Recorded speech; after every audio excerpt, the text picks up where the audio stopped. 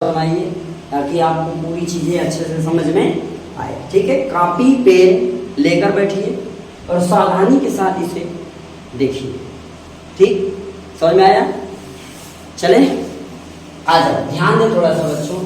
किसी अवतल दर्पण की वक्रता त्रिज्या, ध्यान से देखो, किसी अवतल दर्पण की वक्रता त्रिज्या कितनी है? 20 सेंटीमीटर है। किसी वस्तु को दर्पण से कितनी दूरी पर रखा जाए कि उसका दोगुने आकार का वास्तविक प्रतिबिंब बने? ये सवाल आपसे पूछ रहा है। ठीक है, सबसे पहले यहाँ पर ध्यान देते हैं कि क्या दिया है ना। हमने बार बार बताया क्या, सवाल कभी भी लगाओ तो लिखो क्या है, दिया है। बच्चों क्या क्या दिया है, इस पे हमें फोकस बनाना है। क्या दिया है? लिखा है वक्रता त्रिज्या 20 सेंटीमीटर ना। वक्रता त्रिज्या को डिनोट करते हैं बच्चों किसे? आर से।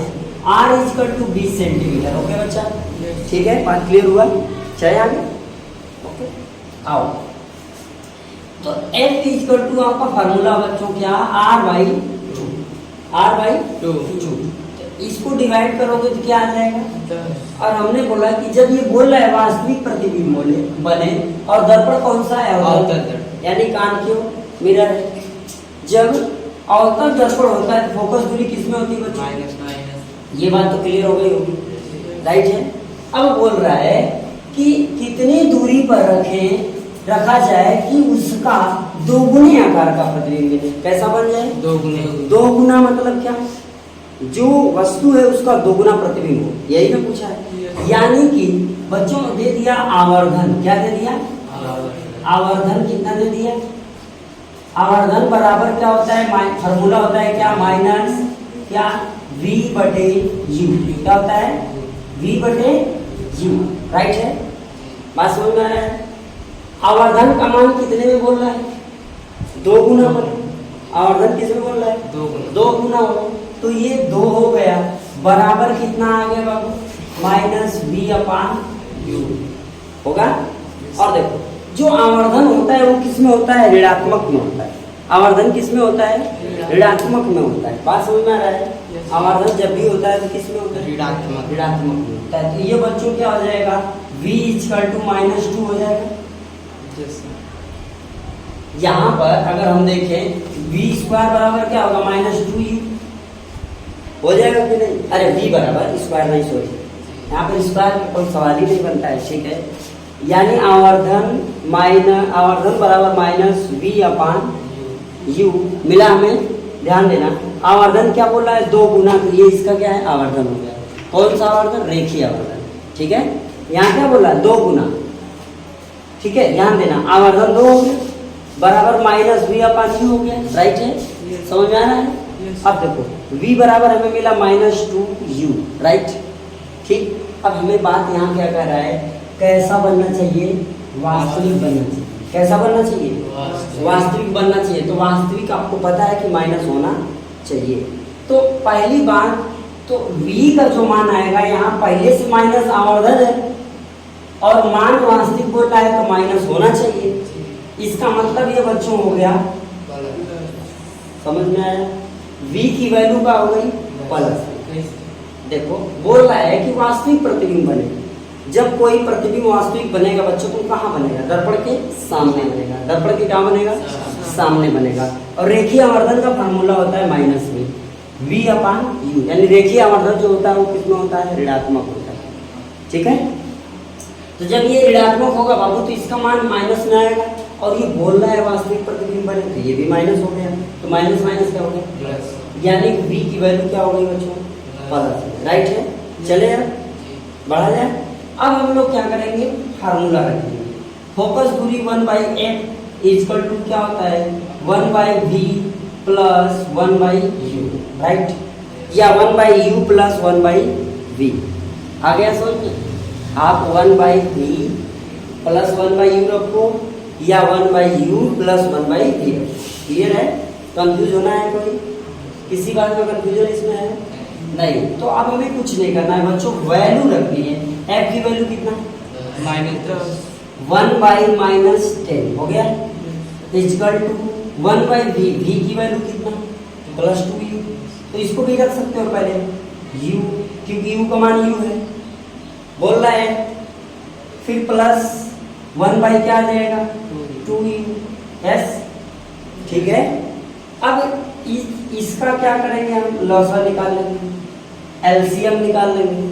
तो इसका एलसीएम कितना होगा, u और 2u का एलसीएम कितना होगा, नो आइडिया, 2u कितना होगा, तो हो जाएगा -1/10 इजिकल टू, इसका एलसीएम बच्चों 2u हो गया, 2u से u में डिवाइड करोगे कितनी बार जाएगा, 2 बार, यहाँ हो गया 2, फिर प्लस इसका इसमें डिवाइड करोगे, इसका हो गया 1, राइट है, एनी कंफ्यूजन। चले आगे बच्चों, ठीक है। अब देखो इसको ऐड कर लो, 1/10 इजिकल टू क्या 3/2u, ठीक है। अब इसका मल्टीप्लाई इधर हो जाएगा और इसका इधर हो जाएगा, इसका इधर और इसका, ठीक है। तो 10 का 3 में होगा बच्चों कितना आ जाएगा, आ जाएगा।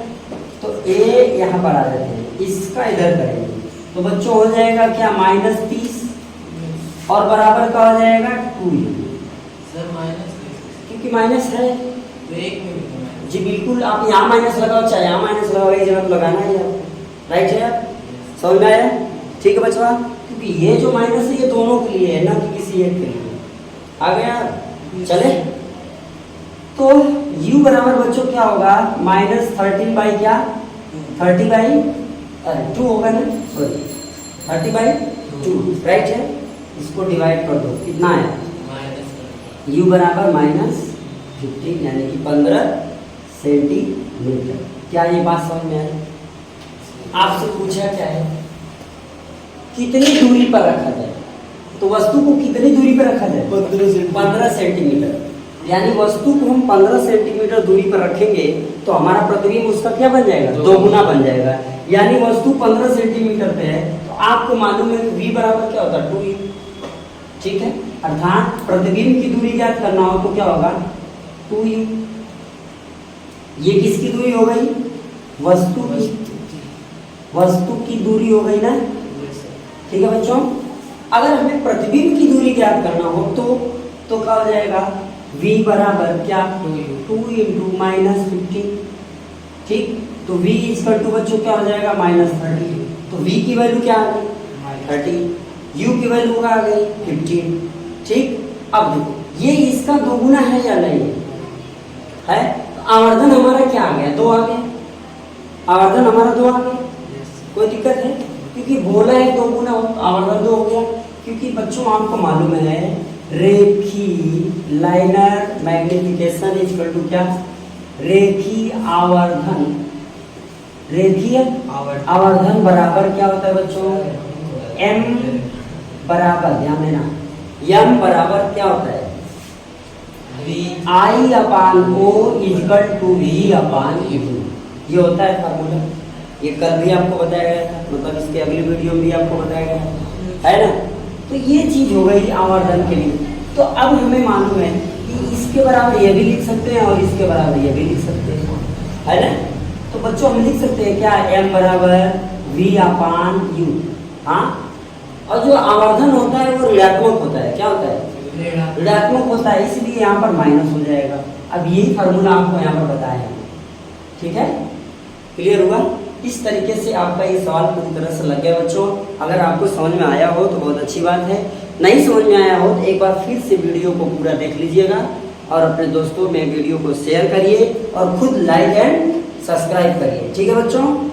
ऐसे ही आप लोग सपोर्ट करेंगे बच्चों तो जल्द से जल्द आप लोगों को पूरा सिलेबस क्लियर हो जाएगा और अच्छे से क्लियर हो जाएगा।